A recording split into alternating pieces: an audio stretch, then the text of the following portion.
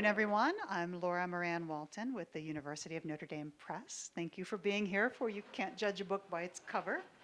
I'd like to introduce my very good friend, Gina Costa. She is the director of the communications program at the Rachlin Murphy Museum, which it's an incredibly exciting time for the museum. They are opening the new building, and Gina's going to tell you a little bit about the events that are coming up and what you can look forward to. Gina? Thank you, Laura. Thanks, everyone, for coming today, and thank you to the press for letting us co-sponsor this event. I'm just going to tell you a few things, get you excited about coming to the new Rachlin Murphy Museum of Art. As many of you know, we had to close this night and build a new museum. We've been doing it for 3 years, and December 1, 2, 3, so almost in 3 weeks, we are opening, and that's a Friday, Saturday, Sunday, and if you go to our website, rachlinmurphymuseum.nd.edu, you will get all the activities for our opening events. I've put on the table there brochures about becoming a member of the Friends, and then a little bit about the museum, what to expect. The museum will have 23 galleries, 1,000 works of art on view. The museum, actually, Notre Dame has one of the top 10 university art museums in the country. We have over 31,000 objects, but not everything's on view. Actually, about 3% of what we own is on view, which is sort of standard. For example, the Art Institute has only 5% of what they own. So 3 to 5% is standard for a museum. Anyhow, you will see everything from antiquity to present day. And on our website, we have all the opening day activities, Friday, Saturday, and Sunday, December 1, 2, 3. There, if you're a student at Notre Dame, you get to come Thursday night for a special student opening that's just for you.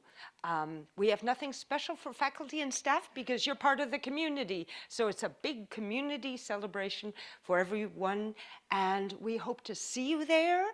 And if you have other questions, pick up some brochures. Otherwise, we'll see you December 1, 2, 3 at the Rachlin Murphy Museum of Art. Thank you very much. We really appreciate the Rachlin Murphy Museum of Art joining us to sponsor this event so that we can talk with you all about judging a book by its cover. I am Michelle Sybert. I'm the Assistant Director at Notre Dame Press. I primarily work on our marketing side and then also on our community relationship side. I'm supposed to be joined by my colleague Wendy McMillan, who is our production manager. Unfortunately, Wendy has had a family emergency, so she's not able to be with us today. But she and I have given this talk before, and we work very closely together, so she is trusting me to fill in the gaps for you guys, and I'm going to do the very best that I can. One thing that is important is we are filming this event so that we can share it online with others who aren't able to make it today. So if you have a question, we have a number of microphones we're going to pass around. Even if you think you can project, please make sure that you speak into the microphone so that our viewers online can also hear your question as well. Finally, I am hoping, as it's just me on the stage, that I don't have to talk the entire time. I would love to have you guys talk a little bit as well. So please do, if you have questions, jump in, raise your hand, and we will get a microphone. At the same time, I have a ridiculous amount of content I am excited to share with you, so at times I may need to cut us off and move along, but I will be hanging around afterwards so that we can get all of the questions answered. First question I have for you guys is, if you are coming to this conversation from the perspective of a potential author, could you raise your hand? Okay, excellent. If you are coming to the conversation as a potential cover designer, could you raise your hand? Fantastic, a nice little bit of variety. And then this table here, could I ask you guys what perspective you're coming from? I'm a librarian. Librarian, excellent. What about you, sir? Staff here at the university. Staff here at the university, just curious. That's perfect. Okay, excellent. So like I said, we're going to cover a lot of different background on covers. Hopefully I'm going to have something for everybody here, but if not, we will pivot and we will cover things you're interested in. So the first step, of course, is you often hear, don't judge a book by its cover. I am here to tell you that is entirely wrong. In marketing and in cover design, we need to be able to judge books by their cover because they have a job to do. They have work to do. It's not just about creating a great piece of art, although that's important as well. It's also about making sure that you're conveying information and that you're giving a book the potential to find a reader who's going to learn from and enjoy that book. So there are a couple of things that means a great book cover needs to do. First of all, more importantly than anything else, if you are walking through a bookstore, if you are scrolling through an online listing, that book cover needs to jump out at you. If you scroll right past it, if you don't look at it, if you don't make eye contact, nothing else is going to happen. That book may as well not exist. The second most important thing is you need to actually legibly state the title and the author's name. We'll see some covers today that are gorgeous pieces of art. I think we will, as I remember the covers. But it's a little bit harder to read the title or the author's name. So that's something that's very important. It's important to keep in mind if you are designing a cover, if you're evaluating a cover, or if you're asking for a cover to be created for you. Finally, Does it depend on what type of book you're... yes, you exactly. So yes, does it depend on what type of book it is? Yes, that is the third most important thing, is the cover needs to communicate the book's genre and tone. What I mean by that is if you are someone who loves romance books and you're walking through a bookstore, you have certain expectations about which books are for you. So you are going to be looking for certain books that look and feel a certain way. On the other hand, if you love military history, you are going to be expecting books to look a slightly different way. So it's important then that those books speak to you as well. And again, we'll talk about, there are reasons to make exceptions for all of those things, and we'll cover some of those a little bit later on. Finally, and again, very importantly, you have to actually intrigue a reader to want to learn more. So there has to be something that sparks some curiosity with you. You're not going to probably make a decision to buy a book purely off of the cover, although I have done it. Usually you're going to pick up the book, you're going to flip it over to the back, you're going to start reading, or maybe you're going to click on the listing and read a little bit about it online. So, are you guys ready to judge some books? All right, we're going to start off actually judging some books. Before we get into this, the books that I have picked to show you, to judge, are award-winning books. Especially to start us off, I have picked books by university presses from around the country. And these books literally just won awards. They are part of our AU Press's Book Jacket and Journal show outside. So these have been selected by their peers as some of the best books designed in the past year, which means we get to have some fun tearing them apart. There are reasons for the choices that they made. Some of them I agree with, some of them I don't. So to get us started, I have a gorgeous cover up here. I love this cover. I would hang it on my wall as a piece of art. I do not think it's as successful as a cover. So here's the part where I'm hoping you'll all talk to me.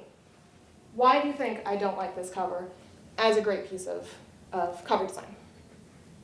Got microphones. Doesn't explain anything to me. Okay, you got a microphone coming. If you could say that one more time for me.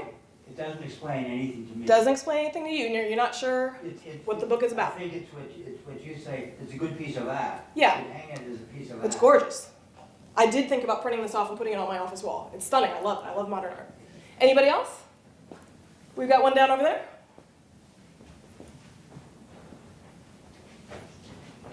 And thank you to our runner as well, Steffi Marchman.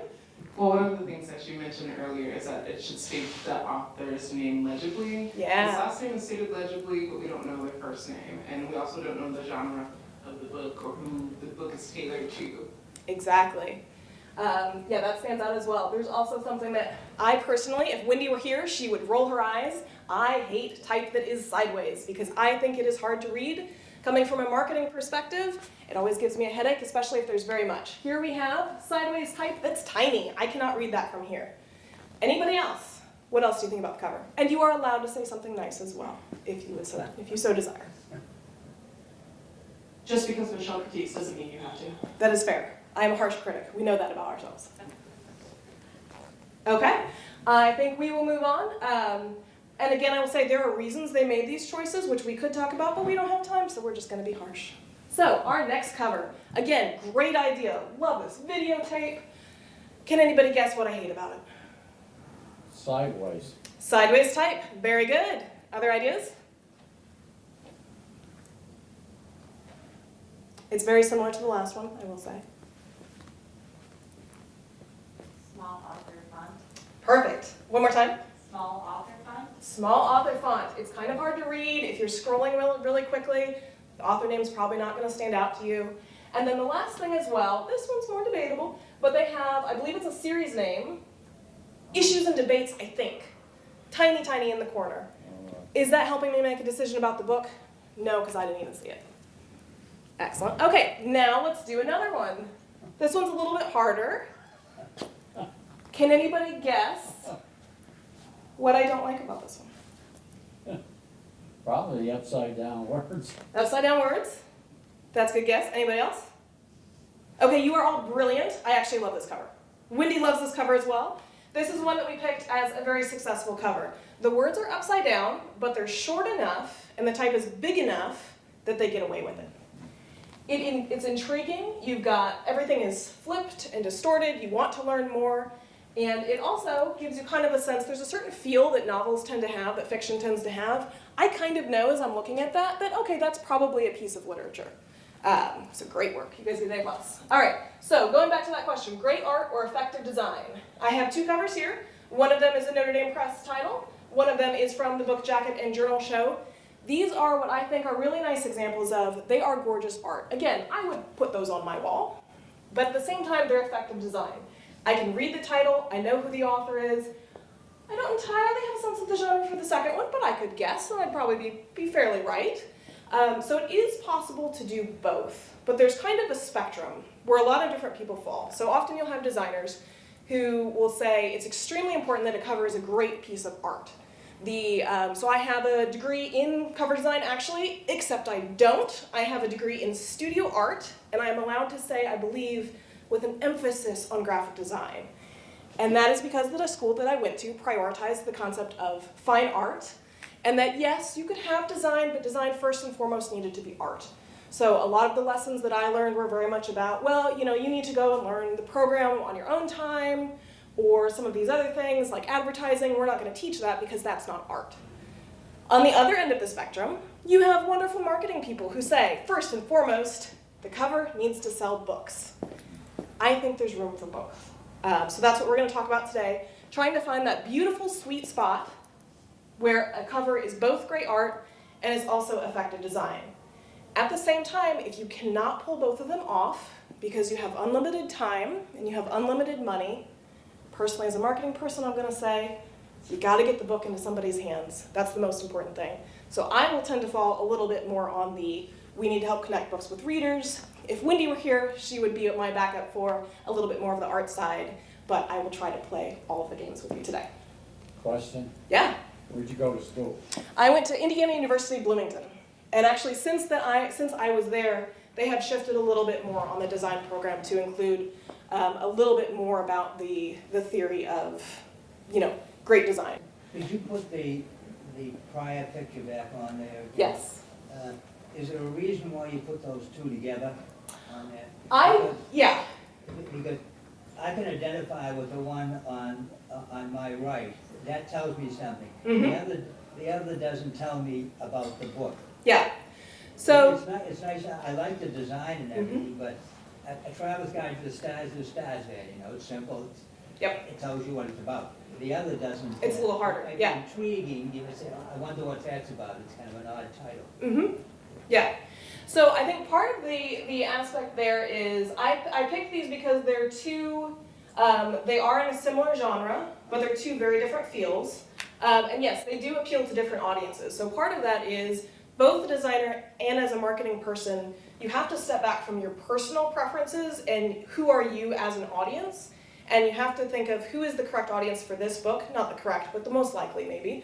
And then you have to put yourself in their shoes. So there are things that I hate. Again, being a marketing person with a design background, it makes it a little bit harder in some ways. I have a lot of personal bias about design, which you'll hear a little bit about. But at the same time, I am not the intended audience for some of these books. So there are some covers that are not my favorite. I would not hang them on my wall. But when they come through, I say, yes, absolutely, that's an incredible cover. For the right audience for that book, it's going to land. So that book is probably speaking to a different audience than you are, and it'll convey a little bit of information about that as well. But partially also, they're just very different covers. All right, so one thing that is important to think about is we're going to spend a lot of time today talking about front covers because they're so eye-catching and often that's the first thing that you see. But don't forget that a book is more than that. A book is a whole package. So the back cover is extremely important. And before we move on to talk about tons of gorgeous front covers and all the considerations, I want to back up and remind you, look at the back of a book as well. That's where often for most readers, they're intrigued by the front and they flip the book around first and they read the back. So as you're thinking about what kind of a design you're going to create or what kind of a design you're going to request, you also have to keep the back in mind. What information is the most important to entice someone to flip the book open or actually purchase it? It could be reviews. It could be the back cover copy. It could be the author bio. Perhaps for some of the books, it's another image. And then you need to balance that in a way that effectively conveys that information to readers. I think I've got an example here. We'll find out. I sure do. So this is a book again. This one is not one of my favorite cover designs. I understand why they made the choices they made, and so I shall live with it. I will not tell you I will not talk smack too much. But one thing that I think they did a nice job of on the back is there is an enormous amount of information there. Again, it's not my personal style, but they do a really nice job of conveying it so that you kind of jump to certain sections first. So for me, when I'm looking at the back, I jump to the yellow type first. Those are promotional quotes about the book. Those are other people who are explaining why this book matters. And often that's a nice perspective for readers of it's not just the publisher telling me this book is amazing, it's Fred, who I know from some of his other work. So I thought that was really nicely done. They're also communicating an enormous amount of information. There are some other samples that I pulled here as I was walking through our book exhibit. This is a really nice example. It'll be a little hard to see for some of you, but you can look at it afterwards, of ways that they incorporated that into the design. That's one of the drawbacks of this cover, and something I struggle with in marketing, is if you give the designer too much copy, they have to make it work. Sometimes they will feel empowered to tell you, I cannot make it work, I'm so sorry, but often they will just pack it in. So I have another example. This is a beautiful Notre Dame Press book where conveying all of the information was incredibly important, which means the design is very, very simple. And it's quite hard to read because we had to pack all of the information in. On the other hand, if you give the designer a little bit more room, it's just a little easier to read. There's a little bit more breathability. You can prioritize a little bit better. So those are some examples. It also gets a little easier depending on the overall package. So there are a couple of different ways that we can package a book. One, for example, is a paperback. I have an example here, of course, but I think you all know what a paperback looks like. Another example is what we call a litho case. This is a hardback book where the design is actually glued to the book. The final version that we have for most books, there are other examples, is a jacketed cloth, what it's usually called, but sometimes it's a litho case as well, which means the cover design wraps onto the interior. That gives you a little bit more room to play. It's more expensive to do also, but that gives you some options like on this gorgeous book by Tomasz Halik, where we can have all of the things. The book description, the reviews, the author bio, and the white space to make it happen. You have a question? You do what you did for my classmate, but I need to go Two back. Yeah, This one? the very bottom, white space, what do you mean by that? Yes, white space. Good question. I glossed right over that. White space is all of the space that's not filled with something. So, great example here. You have a lot of empty space around each of those blurbs, so it gives your eye room to rest, and it helps also guide you through.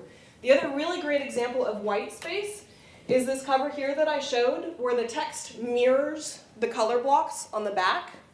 They are using the white space, they're using the way the type breaks to create part of the design. You might have also heard it be called negative space. Excellent, thank you, Stephanie. Yes, negative space.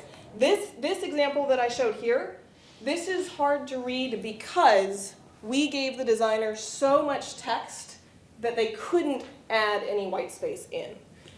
So in this case, it was more important we get the stuff on the book than that we made it easy to read. This is a scholarly work where that information is so helpful to making a decision. But at the same time, it does mean when you glance at it, you're not quite sure where to start because there's just no space.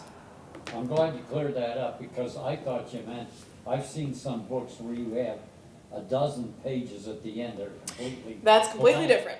Yeah, that's Yeah. what I thought you meant, white space. Yeah, good question. And today we are going to skip, just for time, we're going to stick purely to the outside cover of a book. But I'd love to do another talk with Wendy here to talk about the interior guts. She would be more prepared for that part. All right, so before we dig into the beautiful cover, we have to plan ahead. Before you get started on a design or on a request for design, you need to gather all of this information. Some of them are quite straightforward. For example, we need to know what the book is called. If titles change at the last minute, the design can change quite a bit as well.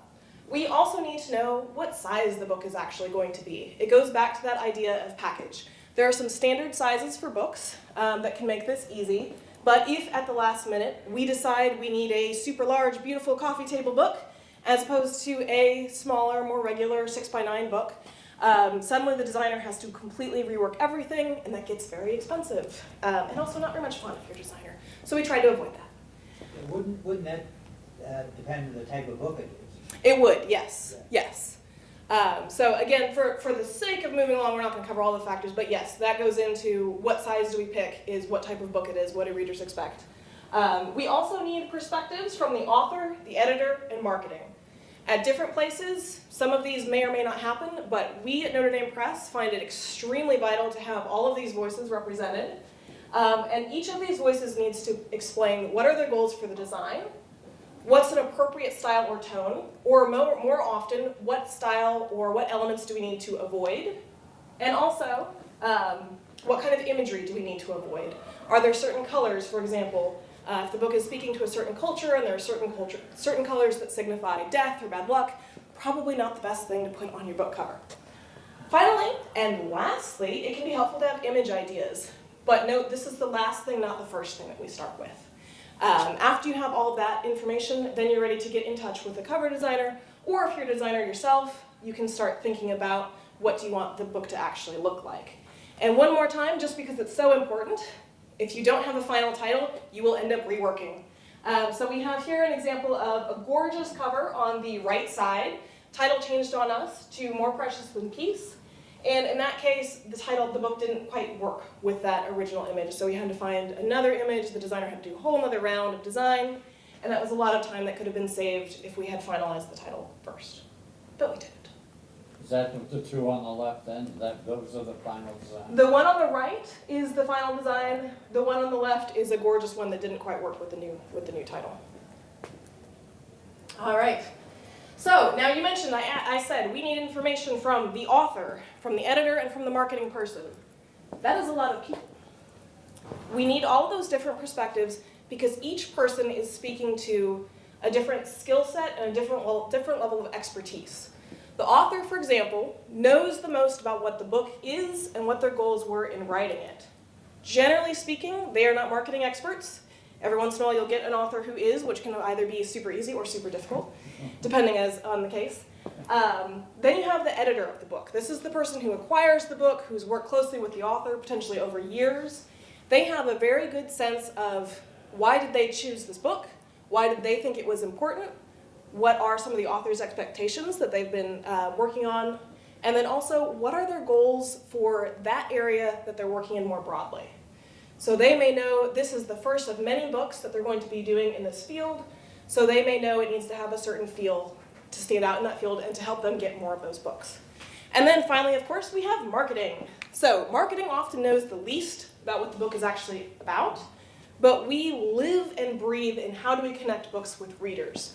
So that perspective is extremely important in terms of refining some of the different ideas, which we'll cover a little bit again throughout the presentation, so that we can make sure that we take the author's vision and the editor's vision and we can get it into someone's hands who takes it home and reads it. So that tells you a little bit about who should we listen to if there's a disagreement, because there's almost always a disagreement. You do have to balance all the things. If marketing had their way, you might end up with a lot of books that are gorgeous, but they don't exactly speak to the contents. At the same time, if authors had their way, you may end up with a lot of covers that are gorgeous and they showcase exactly what the book is about, but they're so overwhelming that they don't end up in somebody's hands to actually read. So it's important to balance all of the things. Another big aspect of this that will influence who you should listen to the most if you are a cover designer is how much is the cover going to impact sales and reach. So this example that I held up earlier, this is an incredibly important scholarly work. This book is going to sell in part by that gorgeous, beautiful cover, but also by the ideas and by the names of the authors on the book. So in this case, the author and the editor's opinions should carry a little bit more weight because the importance of the work is its academic heft. On the other hand, if we have a book which has a potential to reach a very, very broad audience, marketing's voice should be a little bit stronger so that we can help ensure the book gets into more people's hands. So again, you have to balance it, and you also have to be clear with the whole team from the beginning. What are our goals for the book, and what kind of reach is it going to have? A big thing here is art and cover design is subjective. We all have different biases. We all have different insights that we bring. So it's not just about what is the perfect, the one best cover possible for that book, but it's really about finding something that's going to be effective in speaking to the audience and steering clear of something that is not going to be effective. All right, so to get started, now that we have covered all of that, we can finally look for a good image. So if you are a cover designer or if you're an author, this is especially important for you. There are a few different places that you can start, but first think about, does an image actually serve your book? There are a lot of cases where a beautiful type cover can actually connect more with readers. That way the title can be extremely large, the subtitle can be big, the author name can really pop. Without bringing in an image. This can be especially useful in the case of books that have difficult subjects or that are very complicated. For example, one of the images we'll see a little bit later on is a book about war. We've all seen a lot of violence. We have all seen a lot of devastation, and it's something that can make a cover less effective if you're trying to cover the true brutality of a situation. So that was a great example where type ended up being the best option for that. Once you decide you do actually need an image, there are some great places to start. One of those is going to be a stock image site. There are some examples there: Alamy, Bridgman, Getty, Magnum Photos. These tend to be more expensive, but they do all of the work for you. They are gorgeous photos taken by professional photographers who can travel around the world. They have their rights cleared, they are ready to go, but you gotta pay a lot of money for them. Another great option is a subscription stock site. This is going to be a place like Shutterstock, iStock, Dreamstime. They have a large selection of photos that are often more affordable. You have to be willing to pony up for a subscription or to buy a certain number of credits. They often will have the rights cleared, but sometimes there may be certain things, editorial use only in all of these sites, which means you can use that piece of art with the newspaper to convey an idea, but putting it on a cover is a little bit more of a no-no because you're really trying to sell something. These sites are great, but it's easier to access the images. So the images tend to be more widely used. So you don't necessarily want to pick the most popular image that's already on a bunch of book covers or has been seen a lot of times. You may have to do a little bit more work to dig in and find something that's going to be a really great fit for the cover that we haven't all seen before. Another option is there are some really great free stock image sites. There's the Met Museum, Library of Congress, National Gallery. Especially some of our museums have been doing a wonderful job of making more art available for use, and including the rights to use the actual photograph of that art as well. But you have to be very careful of the permissions. You need to make sure you read the fine print and confirm that they're okay with using the artwork on a cover or on other materials. And you also need to make sure that you're actually getting a high-resolution file. What that means is a little beyond the scope of the talk, but if you are working with a cover designer, they can guide you on that. Finally, there is Wikimedia Commons. You can find a lot of images just by searching on Wikimedia or by putting something into Google, but you really have to be careful of permissions. Just because you can find it doesn't mean you can't get sued for using it. And at the same time, the quality is also not going to be very high on these images. So you have to be careful of copyrights. Exactly, yes, you have to be careful of copyright. All right, so here are some examples of some beautiful type covers. In my mind, they're extremely effective because they convey the information, the title, the author, and they also can give you a sense of the feel for each book. These are 3 fairly different books, and each of them have a little bit of a different feel. We're not going to spend too much time on them because I know I'm going to talk too much. But then we're going to jump into some images. So here I have a couple examples where we have what the author had suggested and then how we work with that to come to the final image.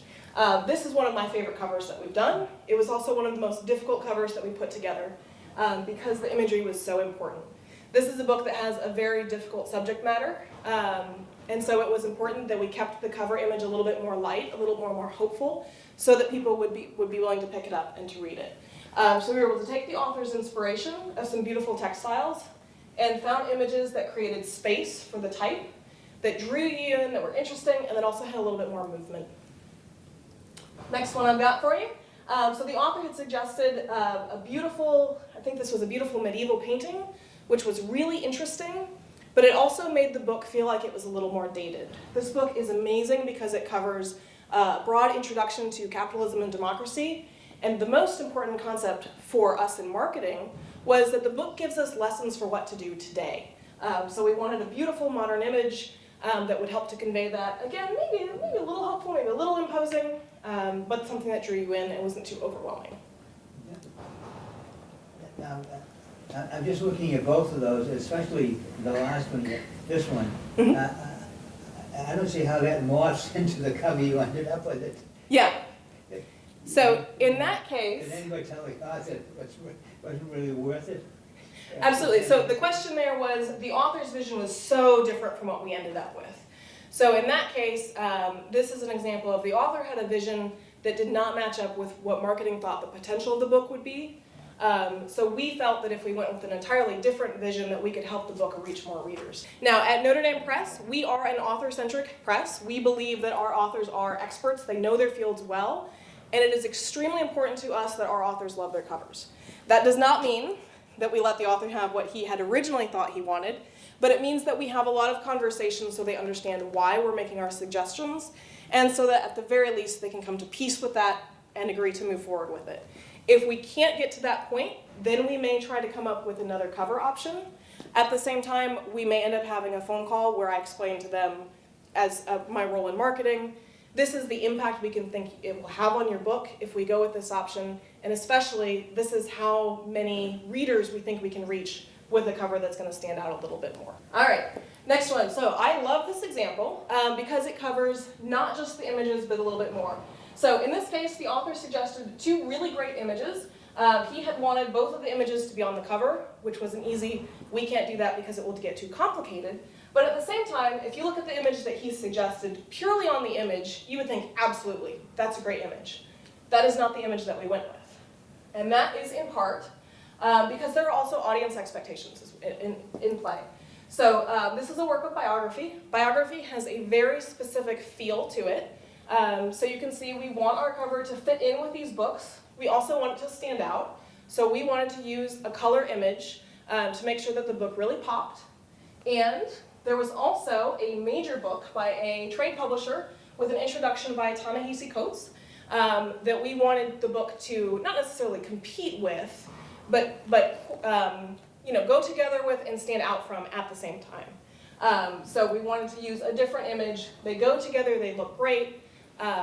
We're respecting the work of the original publisher. We're not trying to get into a fight that we may not be able to win, but at the same time, we're helping the book pop and make sure that it's standing out. There's another really good example of genre at work. These are some commercial book publishers, book covers. I'm a big sci-fi and fantasy nerd, so that's how I chose these. There's a specific genre in sci-fi and fantasy right now called Afrofuturism that was very, very popular. And you can see here how the different publishers, these are different publishers, different authors, different works, end up with a similar feel. So that when you walk into a bookstore, you say, aha, this is my section. I belong here. Now, you may notice one of these book covers does not quite fit in as much as the others. It is the one in the middle, the white one, Akata Witch. So all of these are very close portraits where you really connect with the reader. That one's a little bit further away, a little bit different, not quite as realistic as a style. That publisher actually released a new edition of the book where they redesigned the cover and they have it fit in with that style. So you can see that a lot more clearly with commercial publishers often than the university presses, but that's something at play as well. So when I'm putting together information for our designers, I include, here's my vision, here's our goals, here's some potential images, and often I'll include, here are some other covers in the field that we want to stand out from, but also that we want to feel at home with on the shelf. All right, so the other very, very important part of a cover is going to be your fonts. You have got all the information you need to convey, you've got your beautiful picture, now you have to decide how to present it. Fonts matter. I don't know about you, but this gives me a headache. So here's an example, please don't do this. There are two different kinds of fonts. There's two different kinds of fonts in several ways. One is display versus text. This here, beautiful, fancy, elaborate font, this would be called a display font. There are different examples of this, but this is a really nice representation of that. And a text font is this. Exactly as you think, text font you can actually read if there's a lot of text. Display fonts are great if you have just a couple of words. The other thing that can be important to think about is a serif versus a sans serif font. This is probably the most technical that I'm going to get, A serif font, if you think of old style type text, I may not even have an example here. I don't, here we go. They tend to have little serifs or these little nubs at the end of different letters. This is sort of the traditional font, if you think of the old printing presses. The sans serif font just means it doesn't have those little feet. This tends to feel a little bit more modern. A serif font tends to feel a little bit more traditional. If you're familiar with the various communications that the University of Notre Dame puts out, you'll know we have two different fonts. We have a beautiful serif font, and we have a beautiful sans serif font, because we are both a prestigious traditional institution and also a modern, forward-looking educator. So we're able to balance those two fonts and pull off all of the things. Font preference is also subjective. Some people love Papyrus, for example. Some people hate it. Some people love Comic Sans. Some people hate it. Comic Sans was originally invented so that it would be extremely readable. And part of the reason why both it and Papyrus are hated is because everybody glommed on and said, oh, these fonts are good. I'm going to use them always. Same for Times New Roman. Everybody loved it. Everybody uses it. So now a lot of designers will say, that's standard. We don't use that. So it is subjective, but you have to think through what is the audience going to react to when they see those fonts and make sure that you're picking. So that's, again, something that we'll communicate to the designers. This cover needs to feel more traditional. I'm thinking something more with a serif. Or this needs to feel extremely modern, so I'm thinking something more of a sans serif. The designer with their expertise may say, I think you're wrong. I think this would be better. But then we can have that conversation. It's a starting point for them. You also need to plan ahead that the covers are going to appear in print. They're going to appear online. They're going to appear blown up and close to your face as you stare at it because there's some tiny font on there. And they also need to appear in a tiny little thumbnail as you're scrolling through browsers, scrolling through different search results. So you have to make sure that you're balancing all of that. You also, if you're a designer, you need to learn to kern. Okay, this is the most technical I'm going to be today. Kerning means the space between the letters. And these are small adjustments a designer can make to make sure that the fonts are more readable. And it's kind of a small thing that you don't realize a designer is doing but can make a really big difference. Okay, let's see what's next up. Okay, I love this example. So this cover has two very different feels just in terms of the different fonts that are used. And then I know we're tight on time, so I'm going to move along. But think about the type of reaction you have with these two different covers. The one on the right is the one that we went with. It's a little bit more of a classic. It is a sans serif font, but it's a more classic sans serif font, so it has a little bit more heft. The one on the right feels a little bit more flighty, let's say, which are words one would not use to describe Alistair McIntyre. All right, so there are some common design mistakes that happen often that you can keep a watch out for. One is confusing reader expectations, and this often comes to marketing versus design. There's an example that we'll see in just a bit, where we'll talk about this a little bit more, but think about what that might mean. The other biggest mistake that happens a lot is that the title becomes less readable. It's a beautiful design, it's stunning, it's a great piece of art, but we've got the text at a slant, there's 6 different fonts used, and it's just really confusing, which folds right into too many fonts or styles or colors. Again, if Wendy were here, she'd roll her eyes because I tend to say, one title, one font, one cover. Maybe a second font or color for the subtitle. But if it is one phrase, please don't use 2 different colors or 2 different fonts. There are reasons to break these rules, but that's one of my pet peeves. You'll see it happen on a lot of our books because it's a lot of fun for the designers, and often they make it work. But I'm going to continue whining about it until they throw me out of the window. Next one is over-designing. It's important for the cover to convey information as simply as possible, as directly as possible. Can I ask you a question about colors? Yeah. Because I was thinking of, I discussed what I was working on with you earlier. And for that publication for my autobiography, I was thinking of putting my family coat of arms on the front, on the cover. And there are many colors in that. Yeah. So the important thing there is over-designing. Keep the cover as simple as possible. What is the biggest theme of your book? And try to communicate that simply. Often that means picking just a couple colors. Often it means picking an image that's as simple as possible. So we can get really complicated if we try to pull too many things in. This happens a lot with books where the author or the designer wants to convey the entire journey of the book. And next thing you know, you're lost and you're not going to pick it up off the shelf. You've got to usually pick one theme. And then finally, selling to the wrong audience, which we are going to, again, see a nice example of. I'm going to we'll go back to the other slide if we have time.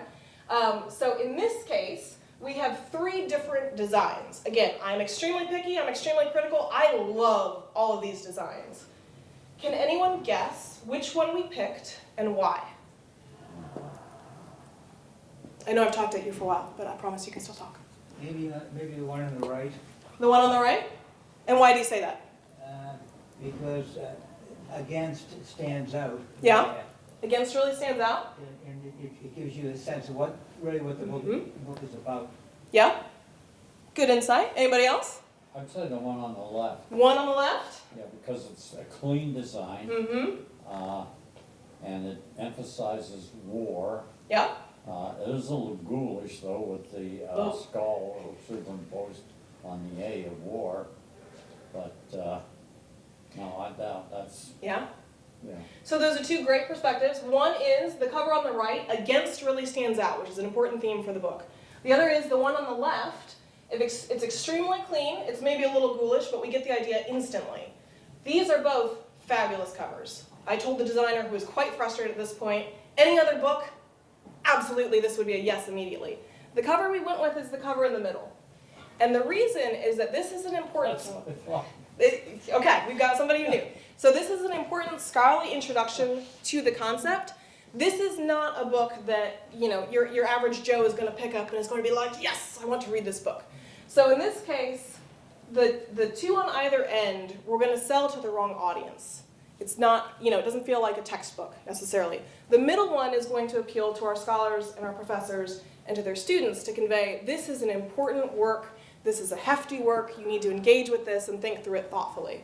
But yes, I love all 3 covers, and we had a long conversation with the designer about how amazing they are, but they had to do the middle one. Yeah, I don't really like the middle one Yeah. because war stands out clearly. So, but the Catholic case against war, that Is a little that's lighter, in the yeah. background and it's difficult to read. So it Yeah. it doesn't convey everything you're trying It to doesn't pop convey out as to me. well. Yeah, yeah, that's good perspective. Oops, all right, next one. We had some fancy graphics at one point. So again, I love all of these covers. They are gorgeous covers. Which one do you think we picked and why? Tough one. I will tell you, this is a work of philosophy. Does that help? It's an introduction to philosophy. I'd say on the right. The one on the right? That's this one here? Or this one? No, on the right, yeah. Okay, yeah. 'Cause okay. I think the middle and the left are too busy. Little bit Yeah, of busy, that's- yeah? I think it's clean, yeah, that's Yeah. my Okay. thought on that one So too. the blue one's maybe a little cleaner, but when we were talking about this one, both the blue one and the black one felt a little bit more like creative works. So fiction or poetry, short stories. The one on the right felt more like what it is, which is an introduction to philosophy. So again, there was a point where I had a whole series of arguments typed up for why the one in black and gold is the very best cover here and everyone else is crazy. And then I deleted it all and we went with the one on the one with the beautiful, they all have beautiful pictures, but the one with the type in the square. Yeah. Okay, excellent. And that brings us about to the end, so I think we are right on time. We've got 10 minutes for questions. So I'm looking forward to hearing from you guys. Can you go back to the slide with the exceptions? Oh yes, thank you. So really quickly, there are always exceptions to all this rules. So again, I hate sideways type. These 2 covers, Autobody and Tamasha Halik's book, are both wonderful exceptions of when you can have sideways type that I think works incredibly well. The Autobody, Wendy actually, when she sent it, says, I know you're going to hate it, but I have to show it to you anyway. And I said, I love it, sold, we're done. Because it's beautiful. The type is short, you can read it, it interplays very, very nicely with the image. Same for the book from Tamasha Halik. So interestingly, Tamasha Halik is the author. The title of the book is From the Underground Church to Freedom. Now here you'd think I'm going to complain because the type is quite small and the translator's name is small, but that's okay because Tamasha Halik is a huge deal. He is a Czech bishop, he's a major figure in the Catholic Church, he's considered one of the leading European theologians and intellectuals, so he is really the selling point for this book. So having his name huge, gorgeous, and the way that it interplays with the image is just phenomenal. Beautiful Ugliness is another example of when that art came through, the author submitted that art, and I said, there is absolutely no way we are using that art, but sure, do one, why not, see what you can do. That came through, and I said, that is stunning. It exactly conveys the feeling of the book. The other thing is the way the words are broken for beautiful ugliness. Generally, that is a bad idea. It makes it hard to read. But in this case, because it's so few words and because it illustrates the concept so well, it's, again, a great exception to be made. Okay, now we have time for questions. Yeah, okay, the book on the right, I like the way you emphasize the author's name, especially because that diacritical mark over the S is called a hot check in Czech and Slovak. And it's actually, it changes the pronunciation. It's not Tomas. That S means it's pronounced S-H. Yeah, so it's really important there to work with, occasionally we'll get someone who wants to take off the diacritical marks because they're making it a little bit messier. It's really important the designer figures out how to work with all the elements that are necessary. So it's a great perspective. Any other questions? Yeah, just a sort of a general question. Since you're a university press, it seems to me your audience would be different than a commercial. There might be some overlapping. Yep. Now, how does that enter into your design? Yes, that's a great question. So the question was, as a university press and not as a commercial press, are there differences there in audience and how does that factor in on design? Yes, absolutely. There's a whole, we could talk for 20 minutes about it. One is definitely budget. For example, if you're with a commercial press, you can have some fancy embossing, fancy other design techniques that cost a lot of money to help your cover pop a little bit more. And you can also throw an enormous amount of advertising behind one of the books you think is a lead book that you can get away with either breaking the rules or with going, often this will be like a fiction work. The title might be a little more confusing, but it's got a really evocative, cool cover, and you can throw more of the heft behind it to pull that off. As a university press, it's especially important that we make sure that we're clearly communicating why does this book matter to you specifically. So often we are taking some of our leading scholars and thinkers on campuses and we're trying to help them connect with a more broad set of readers so that we're really kind of elevating the work of our scholars. That means we have to extremely clearly say, this book matters. You should make time for this book. It is worth picking up and reading more. So we have to be a little bit less esoteric, a little bit more direct or on the nose sometimes with the designs, make them a little bit more evocative so that they help communicate to readers quickly, why does this matter and why should I spend my time on it? Good question. Who sells your books? I mean, do you deal directly with somebody like Barnes & Noble, or do you go through some sort of a distributor? All right, so the question was, how do we actually sell books? The answer is complicated, and it is basically all of the ways that are possible. So you can go on our website, you can buy our books directly, you can walk out these doors to our stunning book festival, you can buy the books straight from us, you can even email me, and I will connect you with our customer service team to take your order over the phone. At the same time, we work within a system of book retailers, so that our book is listed at Barnes & Noble, it's listed at other online retailers I shall not name, it's available from independent bookstores, and that works through a very complicated system called distribution. So we will send our information out to all these different retailers with different terms and availability. We also work with another company called our distributor. We use Longleaf Services that helps us with these relationships and also helps us with our warehousing. So if you ever call me up and you say, I urgently need 57 copies of this book tomorrow, and I'm here on Notre Dame's campus, I could just run over and get them, right? I'll have to say no. In fact, our warehouse is not located here on campus. Right now it is located in Tennessee and is currently moving across the country to Pennsylvania. So if you want these books, unless I happen to have 57 copies in my office, I'm going to have to order them and ship to you. And part of that is because the warehouse needs to be convenient for all of these companies across the country. So we go in with a very large warehouse that has existing relationships with all these companies. So when they put in an order, they're not just getting Notre Dame Press titles, they're actually getting books from other publishers as well so they can save on shipping. Any other questions? All right, thank you guys. You've been a wonderful audience. If you do have questions, I will be around afterwards. Otherwise, thank you for coming out and take a look at the books. We've got some here, and there's also more great covers throughout the book festival. Thank you. Which